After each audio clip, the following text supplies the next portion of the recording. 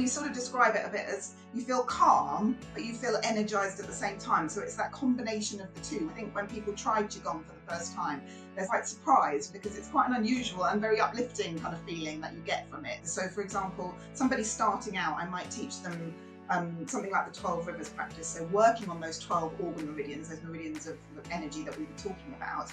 And that's very much about clearing any stagnation in those rivers. So imagine your river is free flowing and you feel all vibrant and full of energy and everything, but you can also have a river that's full of sticks and stones and it's all kind of stagnant water, and they call it like stagnant chi. And so the water can't flow around those kind of blockages, if you like. And so these practices are all about stretching the meridian and sort of massaging the internal organs themselves as well to get everything flowing freely.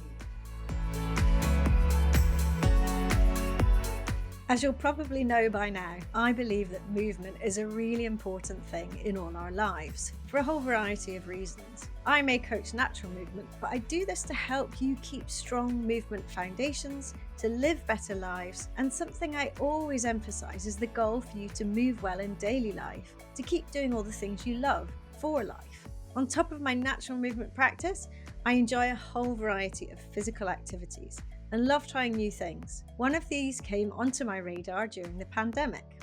You've probably heard of Qigong, but do you know what it is and how you do it? Having known Annabel Deans virtually for a while now, I wanted to pick her brains about what it is, how we could all benefit from knowing more about this ancient practice that has so much fascinating philosophy behind the movement, and why she feels it can be so powerful for people's lives. What does the word Qigong mean, and what is it? Right, so Qigong comes from the Chinese, and roughly translated, Qi means our energy, and Gong means practice. So it's an energy practice, and what is it? So basically, some people might describe it as like a mindful movement practice, or a dynamic meditation. So we're doing movements that obviously help loosen the joints and the fascia and things like that, and help with our balance and our flexibility. But we're also working with our breath, which is really, really important aspect of it, and our minds as well. So there's the mind, body, breath connection. So that's what it is. It's not that well known at the moment. No. It's starting to gain a little bit of kind of popularity, and people are starting to see it and know what it is a little bit more. But it's been around for a very long time, perhaps not in the West. That's right, yeah. So it probably dates from about 5,000 to 8,000 years ago. So it is a really, really old. They sort of found scriptures and drawings and things of moves, and it was basically different families would have different lineages of Qigong. So if you Googled like Qigong on YouTube, for example, you might see lots of different types of practices, and they'll come down from different families because there's quite a lot of secrecy sort of surrounding it all for many, many years, up until fairly recently, actually, which is why it wasn't very well known in the West. What I like about it, it's got lots of different aspects to it. So basically, you've got the healing modality is the sort of main kind of thing. So I can talk a little bit about Chinese medicine. I'm not a Chinese medicine doctor, but so it's working with the meridians in the body. So they're like kind of energy pathways. So if you've ever been for an acupuncture session or heard about acupuncture, they're obviously sticking kind of needles into the various points in the body. We aren't dealing with each individual point, but we're working with the actual meridians. So these rivers of energy that are going through the body, and we're working also with our internal organs. So I always like to think of it as kind of, instead of exercise, which is very sort of outward focused, it's inner size. So we're sort of focusing on what's going on internally. And then the second aspect of it is kind of like it has a kind of martial arts kind of background to it as well in some cases. So for example, my Qigong master also practiced Kung Fu, and that's really amazing because when we work with our energy, basically, if you were facing an opponent in a fight or a battle or whatever, to be able to understand how their energy is working is really beneficial. It kind of gives you a bit of an advantage over them, and also being able to direct your own energy is also a really powerful thing. So being able to know that you could stay calm in that situation and direct your energy exactly how you want it to.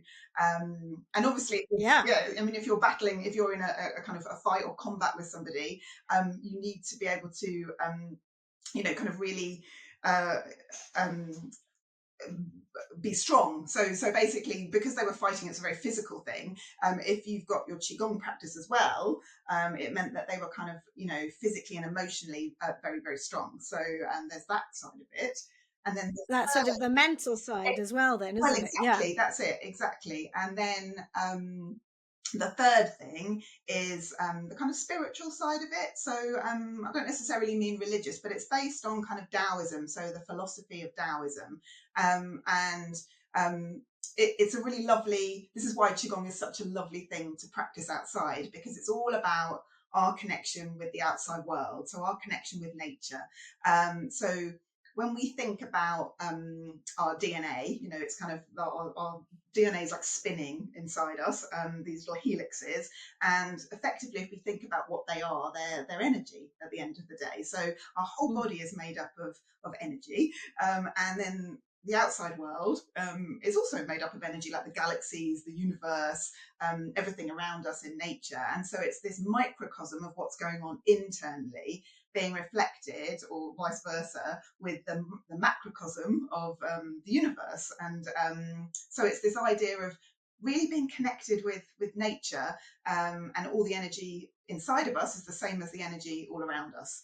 So I like that. yeah, Yeah. it's a really nice concept, and it's kind of, in our modern sort of world, we kind of have lost some sort of contact with that a little bit. We're quite externally Yes. focused, but we're maybe not, focusing so much on kind of that connection with nature, the seasons, the cyclical kind of like, passage of time. And we're very sort of, we focus quite a lot on that in Qigong. Oh, it's a really broad thing then, isn't it? It's far from just a way of moving. It's a real way of thinking and being. Yeah, Yeah, no, I love that.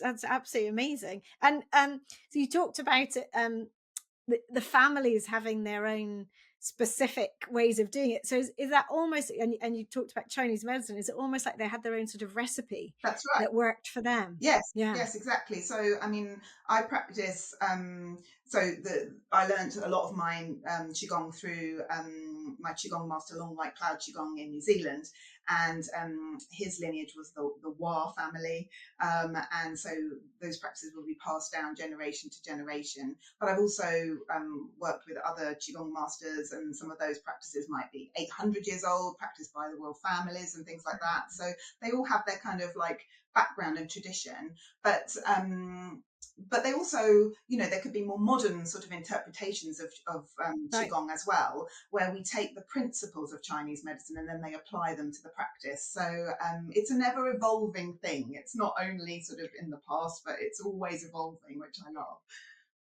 And it's now being shared around the world. Yes, So that's, you being everyone's got embodying that. chi. So Yes, we've all got chi. everyone's got chi. And in physics, you can never create or That's right. destroy energy, can't you? So it's actually quite sort of almost scientific as well, isn't it? It's Exactly. and you just as you were talking there, I was thinking as well, when you were talking about combat, but I was thinking, when someone comes into a room, Mm, you can people talk about feeling their energy. If exactly. someone, before they've even not even necessarily showing it in their face or whatever, but you can feel sometimes when someone has Yes. low energy or high Yeah, energy, and that sort of bright form. So exactly. we all talk about it in a way We anyway. do. We talk We about it just all the don't time. then. So it's Yeah. nothing mysterious, because I think people can think, oh, Right. is it Qigong? Is that sort of, is there a mysterious element to it? But actually, we do think about what our internal energy is doing all the time, really. And All the as you time. say, you can get affected by other people's energy. You could, a friend could be having a really bad day and be very, very stressed, and you kind of take on board a bit of that kind of energy and sort of come away Yeah. feeling a little bit, a little bit sort of maybe stressed out yourself, and Qigong helps you because there's like to create kind of boundaries with that sort of thing. So you can use it in your everyday life so that you can feel perhaps less affected by other people's energy and more contained in your own energy, if that makes sense. Yeah. Sounds very appealing. Yeah, absolutely.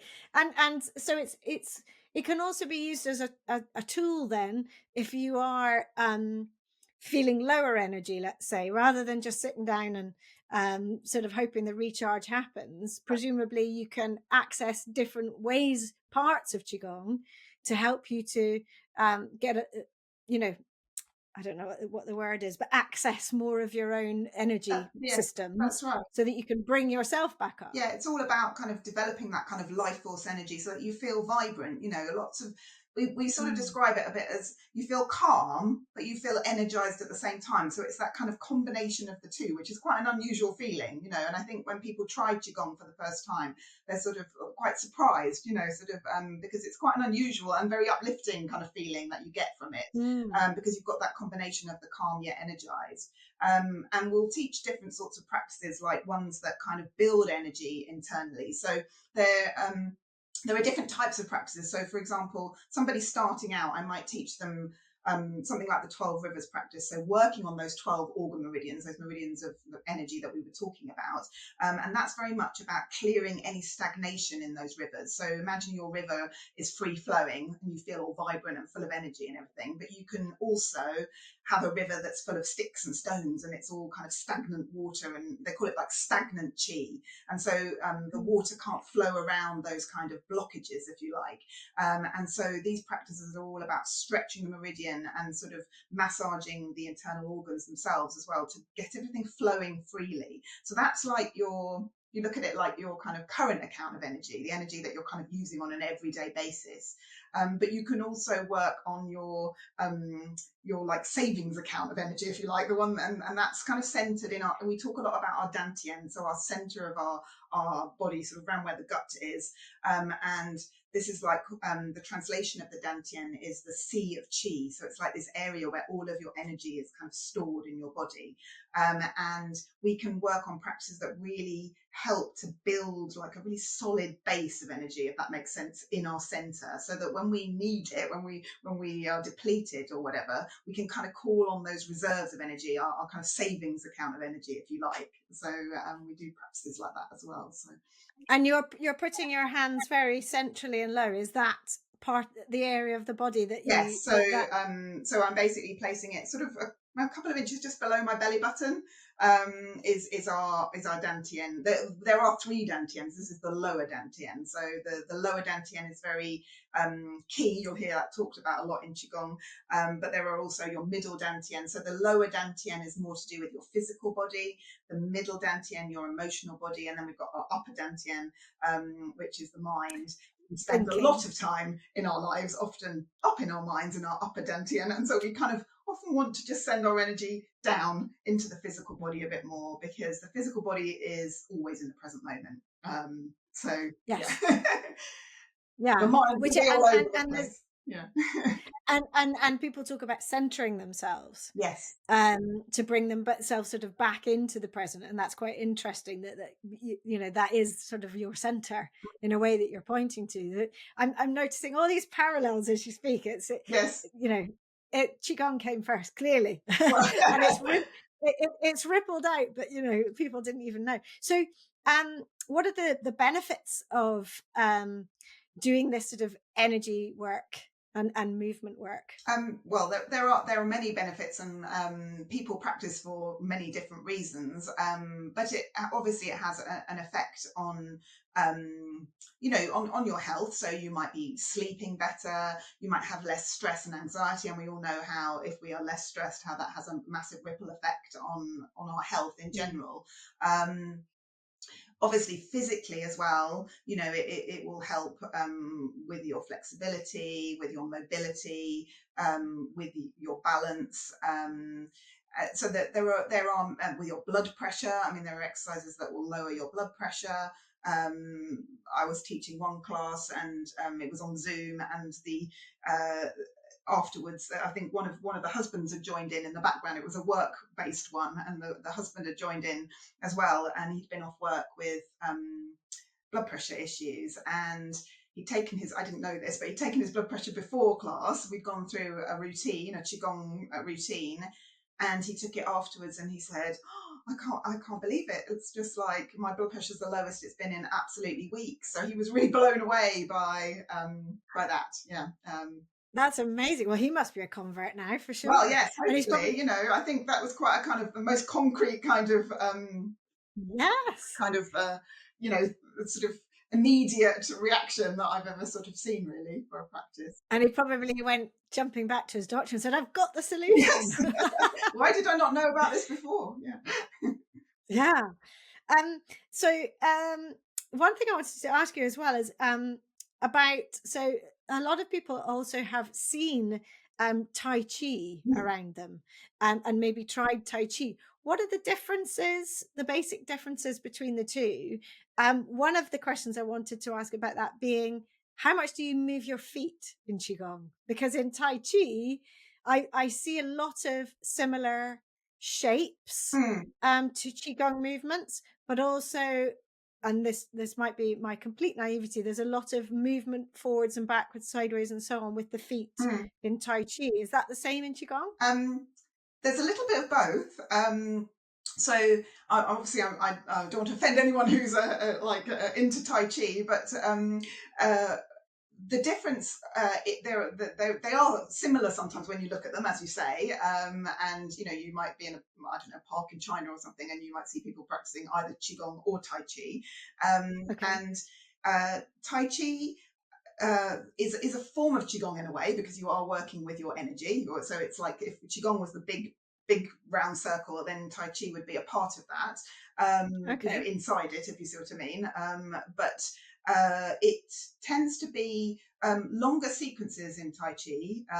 Sometimes they are based on sort of martial arts moves. I'm not an expert on Tai Chi, but they're defending moves and blocking and things like that, done very slowly, obviously, with a lot of mindfulness about position and things like that.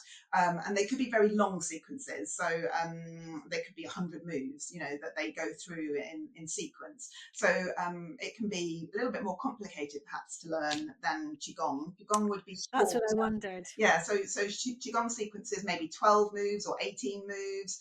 And obviously your awareness is a bit more on your energy, and that can be different for everybody, as opposed to being a little bit more sort of like prescriptive on exactly where the stance is. It's more about what you're feeling with that energy flow. I hope it makes sense, and I hope that hasn't offended anyone who's it does or practices Tai Chi, but no, not at all. You've not denigrated it. It's just different. But that makes a lot more sense. So and I like that, because in my teaching, I always say, if you don't quite get this right, it really doesn't matter, because the point is always, let's just move.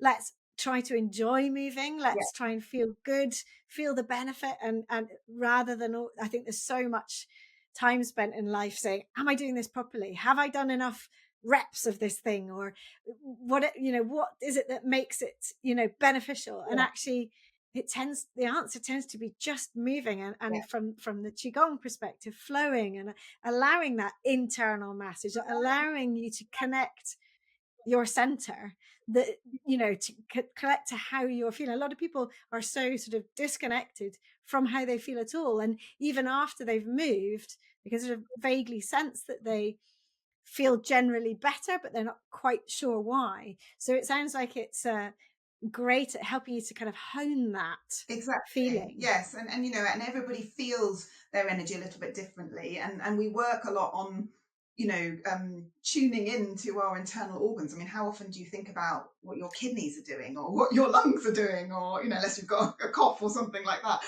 but we really tune into our liver. We'll sort of like, I'll be you come to a Qigong class and you will know where your liver is and where your gallbladder is, and where your kidneys are and everything by the time you've finished. So Yeah, no, exactly. It's so fascinating. So would you say then it's relatively easy to learn, or do you think it takes a while to learn? And do you need to um, sort of build up when you first start so that you can sort of follow along, keep going, kind of thing? Um, I think it's fairly easy to learn. I mean, if you want to practice it on your own, obviously that will take some some practice. But in order to just come along to a general class, you could pick it up fairly quickly.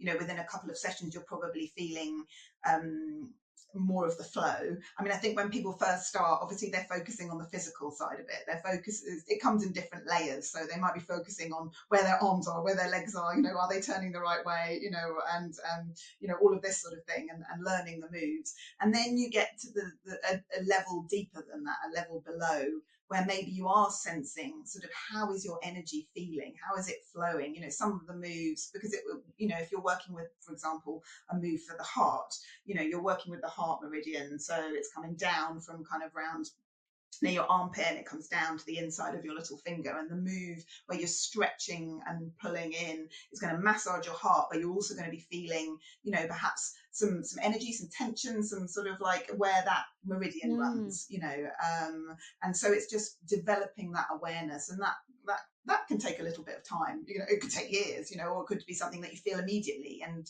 different meridians, some are easier to feel than others, or it just depends on the person. And also you'll find that some moves, if you particularly, I remember when I was learning, I found the liver move quite difficult. And it might just be the move that you really need. The one that you might need is the right. one that you might find the hardest to kind of like get the hang of, so yeah.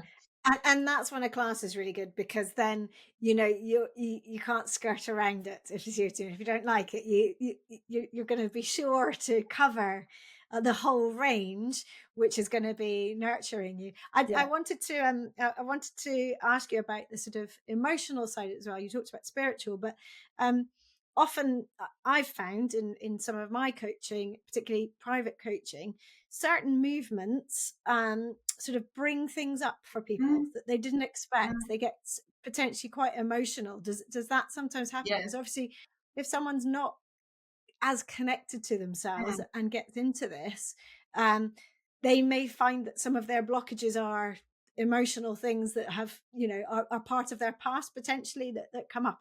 Do you find that? Yes, yeah, that definitely happens. I mean, you do get occasionally someone having a little cry, kind of at the end of class or Mm. whatever. Um, for example, if we're working with like the metal element, that has connections with the emotion of grief, and sometimes if you're doing things like Right. that, perhaps somebody, or sadness and things like that, it can bring up some tears. Um, but sometimes people are surprised by that. How can these moves affect me like this, but you just move through it, like we always talk about emotion, energy in motion. It's kind of that idea that we can feel every emotion. We should feel every emotion. What we don't want to be is stuck in an emotion for a period of time. So we can move through these emotions and process them, if you like, through, Yeah. I certainly found that when I first started practicing Qigong. Sometimes they call it like a healing crisis or whatever,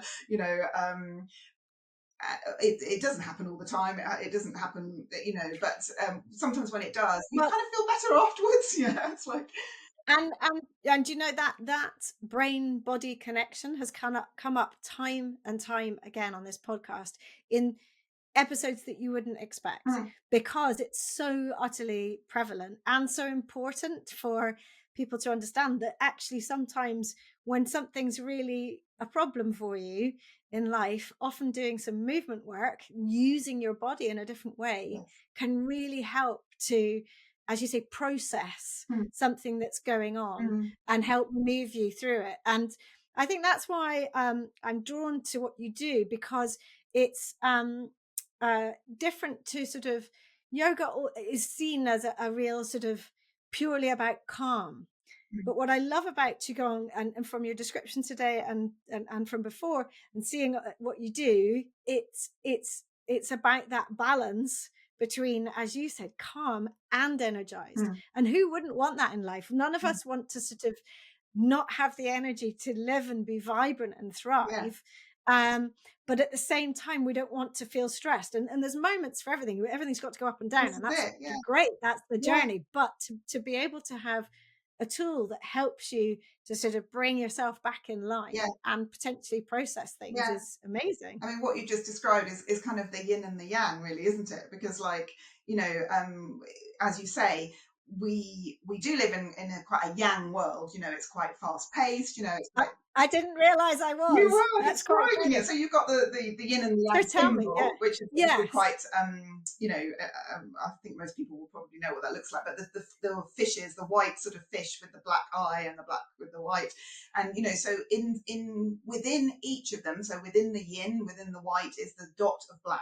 Within the black is that sort of little eyeball of white, and so there always has to be an element of each, because if we were always really, really yin, Yeah. you know, and very, very relaxed and everything, we wouldn't be getting anything done at all. You have to have Yeah. some sort of, you have to have some drive and some sort of energy, you know, about you. But it's about being in balance. It's not being too much of one or too much of the other. And yeah, I think that's very important to get You know that. what? I've never had it described that way, and I'm really pleased you did, because I now completely and utterly get it. So that's amazing. It's funny. See, this is part of the reason I do this podcast. I always learn Oh, something good. new. Where often it's something like that where I think I should have known that, or I didn't know why that have I never questioned it? But yeah, if you don't know, you don't know. So yeah, no, that's fantastic. So so so tell me, how did you get into qigong in the first place? Well, it was right at the start of the pandemic, actually, because sort of to go back a sort of year or two before that, I'd always been interested in health, but I didn't know in what way I would, you know, go forward with Yeah. that. And I do love cooking nutritious food and things like that. So I started to do I did a year-long health coaching qualification. And obviously it had a big sort of aspect of nutrition, but it also had a lot about the breath. And I was suddenly really taken with the power of the breath. And so when I graduated, it was I think January 2020 then, and obviously we pretty much catapulted straight into a pandemic, and I was like, well, I don't think I can start a business kind of under these sort of conditions, and so I started, and I was feeling like everyone else was, like quite unsettled by all of the things that were going on Mm. around us, and so I started to do a mindfulness teacher training program. So I did that, and I used to have a co-coach. I would ring her every sort of week over the phone. We've never met in person, but like we were over the phone, and she was saying to me, "I've been doing qigong," and I was like, "What's that?" And I hadn't ever heard of it, and at the time there was a lady doing sort of free Instagram kind of like classes, and she was doing things like the healing sounds and tapping the body and all this kind of stuff, and some sort of simple qigong moves as well. And I started to do that, and I was completely and utterly taken with it. And I was like, why did I not know about this before? This makes me feel so good, and it's like a kind of the missing piece. I practice yoga. I like yoga, and but for me, there was something about qigong that just sort of was the missing piece of what I felt I needed at that time, and I sort of practiced it quite a lot for months and months on end. And then I said to my husband, I want to do this. I want to be an instructor. And he's like rolled his eyeballs, because I absolutely love learning, so I never stopped learning. I was going to say another qualification. Another qualification, yes, rolled his eyeballs. But I was like, no, I really, really want to do this. I feel really passionate about it. And so I went on to do my first 200 hours of qigong, which was very much the healing path. Some of those things like the 12 rivers and the sort of the one about the 8 extraordinary meridians as well. So you have different types of meridians. It gets complicated. And then I went on to do another 200 hours, which was a bit more kind of yang practices. So more some very kind of strong Taoist breathing practices for really getting the metabolism going, and animal practices as well, which are more strenuous, because we often think about Qigong as being very gentle and, just quite sort of flowy kind of moves, but animal moves can be quite challenging, kind of, and quite sort of strong on our muscles and on our bodies and stuff. So, and also some iron shirt Qigong, which is another really interesting kind of, which kind of blew my mind when I first did it, which is all to do with kind of getting very strong and resilient, so that almost like our energy is all through our bodies, so it's not just in one place. It's just so we feel like an iron shirt would be, like a sort of protective kind of like strong layer. So yes, all sorts of different Qigong's got all sorts of different aspects to it. So it's kind of, yeah. Goodness, yeah. I mean, wow. So and so with each of these different types, how much of the actual movements in the classes cross over with each other? Are there still obvious similarities? I'm trying to visualize what you actually do in a class. Yeah. So when you talk about the animal ones, I'm thinking of down on the ground and all fours and so on. Is that Sometimes. completely right or wrong? So a lot of Qigong is done standing, but there are some practices where, so we do a tiger practice. So tiger does involve some getting down on the floor, and that has more of a kind of planks, and you're kind of reaching out like a sort of cat reaching, like how cats kind of stretch out, and so that's there's all sorts of different aspects of it. What you would do if you came to a class is there would be some sort of a sort of breathing practice to start with, so really connecting into our breath. We would be sort of working with our dantian, so feeling the breath kind of expanding outwards on that inhale and coming back in, contracting back in on the exhale, and really connecting with it. And we also connect to other parts as well. So we have a chi belt. So the only horizontal meridian is our chi belt going around our middle. And so we would breathe into the sides, obviously diaphragmatically moving outwards. And then we would we could do some kidney breathing as well. So placing our hands over our kidneys and then just feeling kind of the breath expanding out into the back of the body. And that's a very yin practice. So very sort of gentle and very calming. And then we might do things like purging and any stagnant energy, any turbid chi, anything that's kind of like you just want to get rid of it, like I've had a bad day or whatever. And so we would do some exercises where we're just purging that energy. So in breathing in through the nose and then just really exhaling out through the mouth. Most Qigong practices are done nasally, so breathing in and out through the nose. Occasionally, if we're trying to shift something or get rid of some sort of energy, we might do some where we're breathing out through the mouth, but they are not so many of those.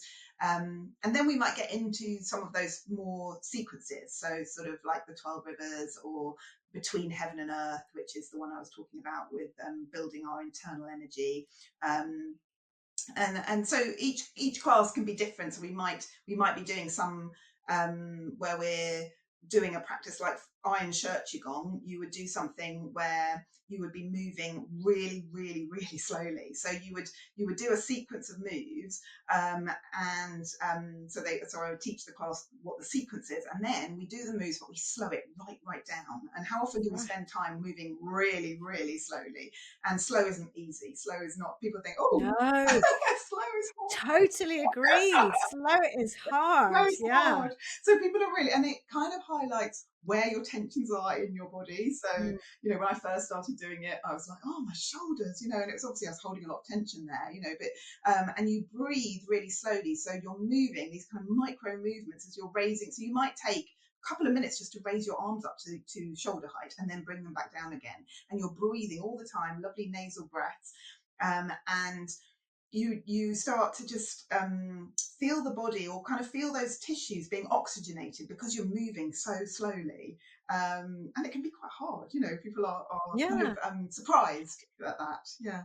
And I bet people sort of want to, even though they know it's a slow practice, they're still going to rush through it because they're it's such a rare thing to slow down that much, that because life is, as you say, it's such a fast pace that even having the ability to do that is probably really quite tough for some people. I can imagine who they are now. If you see what I mean, I know some people who they sort of can hear what you're saying to do, what you're cueing, Yes. and they're off, they're gone. Oh, yes. So that's a challenge. It's a mental challenge in itself, like being able to slow down.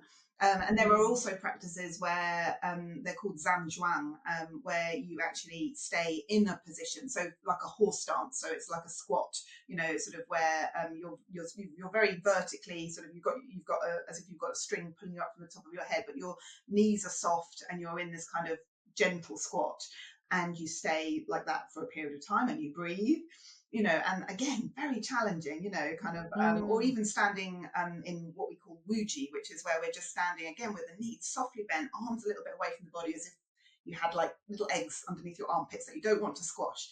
And you stand there, sort of sinking almost into your stance, so comfortably sinking into the ground, Mm. and we breathe. And like you might do that for 20 minutes, and that's really challenging. That can be, I mean, not in a class, because obviously that might get a little bit boring for the people attending the class. But if you were doing like a longer workshop or something like that, or my own personal Wow. practice, you could stand and breathe. And then you've got like your mind is all sorts of chatter obviously goes on in the mind when you're doing these kind of practices, but you try to focus on what's going on in the physical body.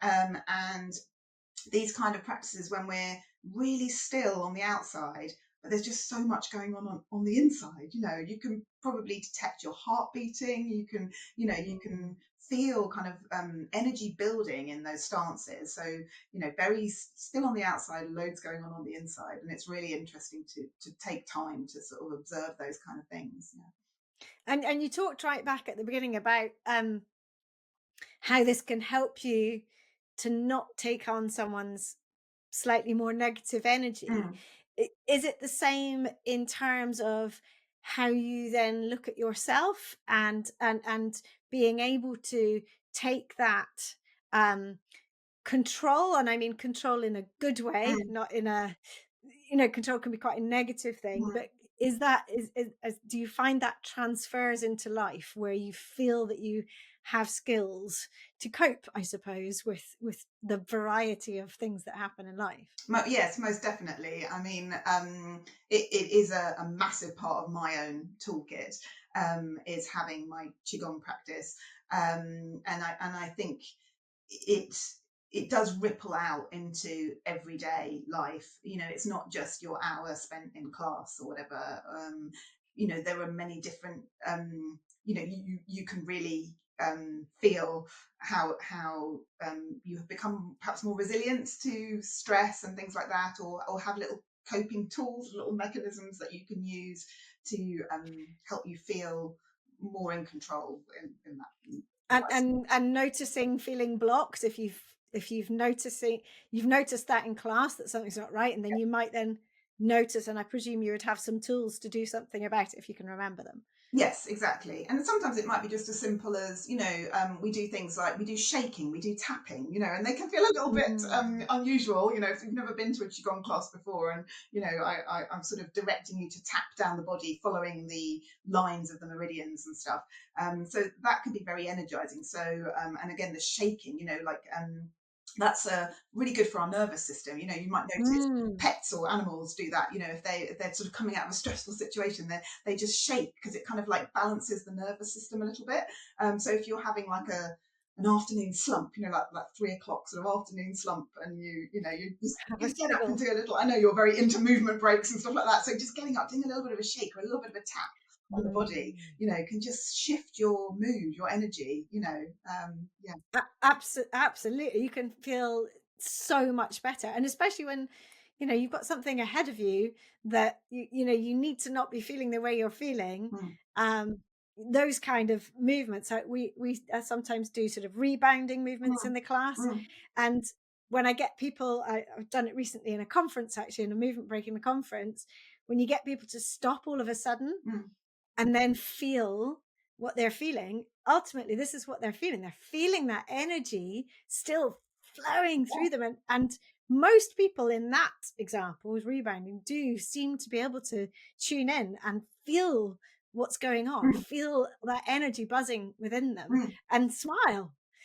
So they make the connection that that's a great positive feeling. And, you hope that they take it away as a tool, of course. Yeah, um, exactly. so what kind of people come to your classes?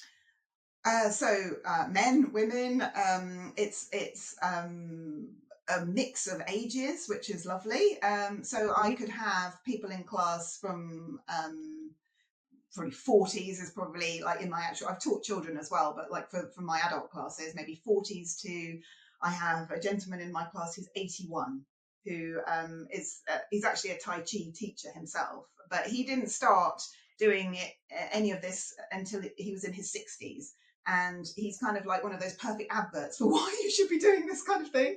He does these little sort of squats, and like up and down every morning when he's putting his the kettle on for his cup of tea or whatever. And so it's a real mix of ages, and people come for different reasons as well. Some come because they want to move their bodies in a gentle kind of mindful way. Some because of stress reduction, or maybe they're going through menopausal symptoms or things like that, and they find that is a real help. So it's all sorts of different reasons that people come and practice.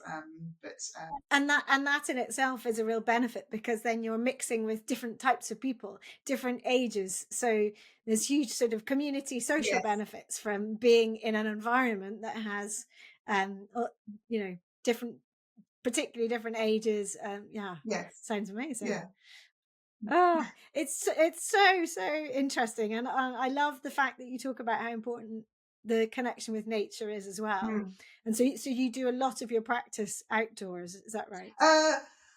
No, because the English weather isn't always going to play ball with us. You don't have to be honest. I love doing practice outside, and yes, in the summer we do try to practice outside. It's harder in the winter because it's really hard to feel your energy flowing when it's really cold.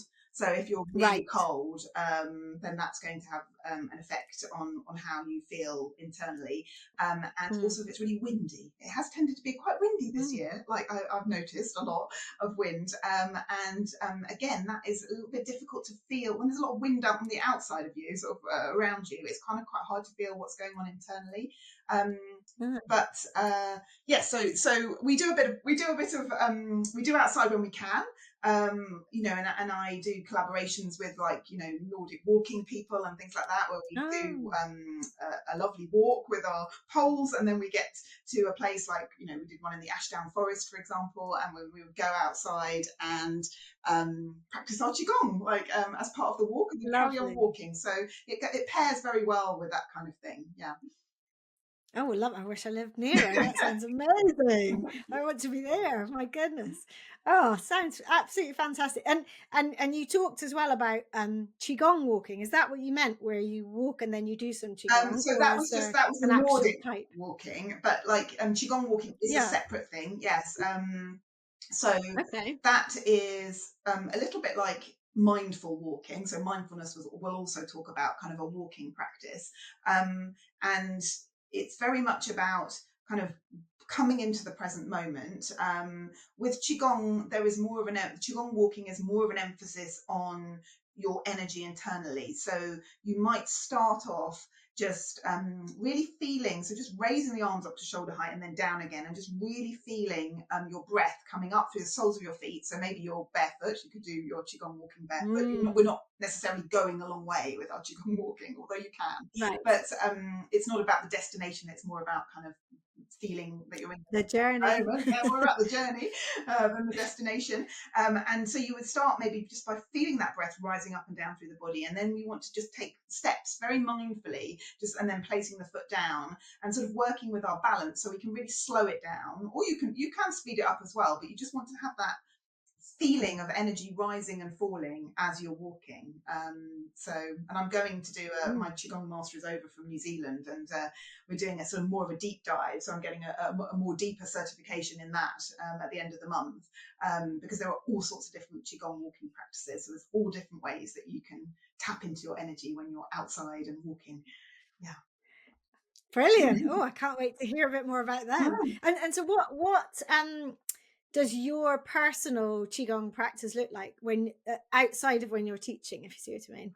So I practice pretty much every day, and they can range from, it can range depending on what timings that I've got, from 20 minutes to an hour and a half or whatever. It just depends how I'm feeling, and I pick and choose depending on what I feel is best for me. I do love the 12 rivers, I have to say. That is one of my favorite practices, because it's like a 360 holistic practice. It covers all bases, if you like, because you're working with all of the 12 organ meridians, so you're covering every organ in the body, ones that maybe we haven't heard of so much in Western kind of medicine, like the triple warmer and the pericardium and things like that are more unusual ones, but all the others, like our heart, our kidneys, our lungs, our spleen, our stomach, we're working with all of these different things. So and that can be, again, you can do a practice that's quite quick. So sometimes I could do the 12 rivers within 10-15 minutes, or sometimes you can just really slow those movements down, so you can play with the speed of things.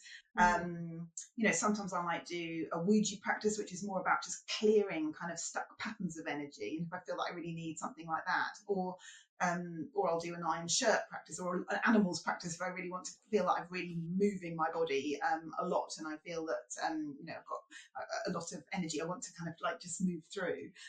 So yeah, my practice looks different. Sometimes if I'm not feeling very well, I might do healing sounds. So I might sit and just make sounds where each of the organs has a sound which is associated with it, and it's a bit like the idea of if you went to a gong bath or something, and the sound obviously is external then, but it's vibrating, and it has an effect on our internal organs, on our cells. It's like that, but you make the sound yourself. So that's a really good practice if you're feeling a bit below par, or there are breathing practices if you're not feeling 100%. So you just listen to what your body is telling you that it needs, and then that's how I do my practice. So I practice all sorts of different things depending on what I feel like. And tell me what those teenage boys think of it when you're doing your practice. Well, sometimes, occasionally, they have been known to join in, but it's hard, isn't it, with the teenage boys? But I think some of it sort of rubs off in the kind of, like the chat and the, and the breathing stuff is definitely, they're aware of all of that. Yeah, no, I'm sure it's worthwhile. Even if they really don't sound like they're listening. You asked me the same question, Wendy, but like, it's like... Exactly. Yeah, no, I'm sure all of the good messages that we give them are embodied in there. They're just going to come out a bit later. That's right. Maybe. Yes. Listen, Annabel, it's been an absolute pleasure talking to you. I found out so much about Qigong, and I just wish you lived a bit nearer. Yeah. So that we can... Likewise. Yes. So if people wanted to practice with you, do you do any, you work locally where you're in Kent, are you? Is that right? I'm in Kent, yeah. So mainly my practices are in person now. But I do like corporate things online. I just don't have a regular class online every week, but I certainly do teach over Zoom as well, for groups or corporates and things like that, and schools, and Oh, well, maybe I'll be able to grab you into my membership at some point to do some classes, because that would be really good. Really good. All right, well, listen, thank you so much for spending the time. I've really enjoyed chatting. Yeah, it's been wonderful. Thank you. Pleasure. I hope you've enjoyed listening, and if you have, you can help by doing 3 things. First, press the follow button to tell podcast platforms you want to listen again. Second, please give the show a 5-star rating and leave a review about why you liked it. And third, I'd love you to share it with friends and family or on your socials, for which I'm truly thankful. Finally, if this podcast is making you want to start reclaiming your own movement, join me in the Reclaim Movement membership for classes, both live and by replay, and countless videos of mini movement breaks to add into your daily life, covering practical and fun, important natural movements. Visit reclaimmovement.co.uk/membership to get started with your 7-day free trial. See you for the next episode, and thank you so much for listening.